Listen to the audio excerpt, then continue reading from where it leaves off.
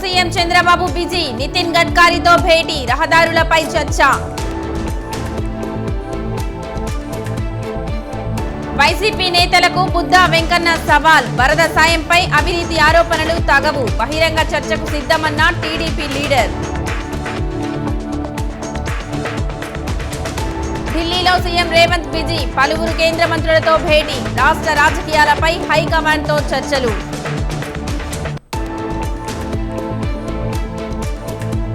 కాసేపట్లో నాంపల్లి కోర్టుకు నాగార్జున, కొండా సురేఖ వ్యాఖ్యలపై పిటిషన్, న్యాయస్థానం తీర్పుపై ఆసక్తి.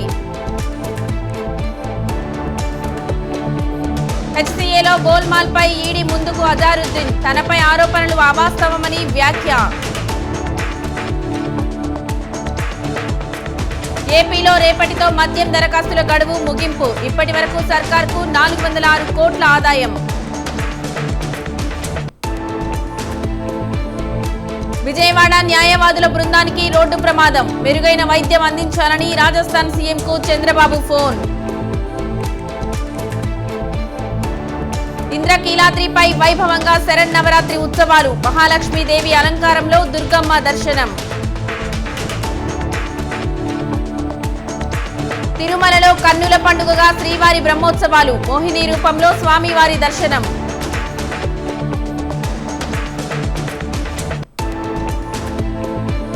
హైదరాబాద్ లో డీబీ స్టాక్ బ్రోకింగ్ కుంభకోణం, 7,000 కోట్ల స్కామ్, బాధితుల ఫిర్యాదు. సామాన్యులకు ధరలు దడ, ఆకాశాన్నంటుతున్న టమాటా ఉల్లి రేట్లు.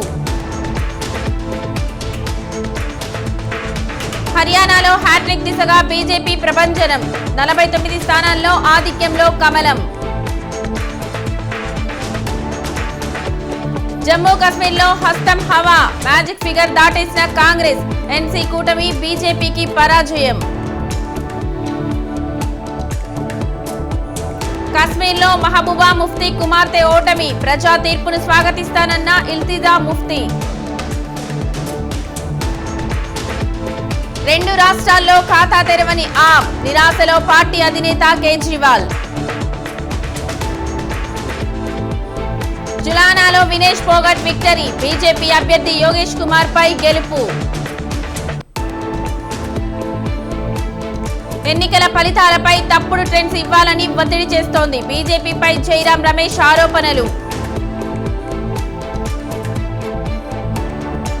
కౌంటింగ్ ప్రక్రియ పారదర్శకంగా ఉంది, ఎలక్షన్ ఫలితాలపై ఈసీ స్పందన. సాయంత్రం ఢిల్లీలో బీజేపీ అత్యవసర భేటీ, ఎన్నికల ఫలితాలపై చర్చ. ఈ నెల 10న లావోస్ పర్యటనకు మోదీ, ఈస్ట్ ఏషియా సదస్సులో పాల్గొననున్న ప్రధాని. భారత్లో మాల్దీవులు అధ్యక్షుడు మయూర్ పర్యటన, సతీమణితో తాజ్ మహల్ సందర్శన.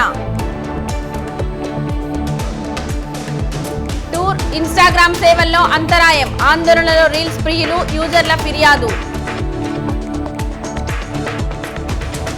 బీరూట్ పై భీకర దాడులు, మరో కీలక నేతను కోల్పోయిన హెజ్బొల్లా.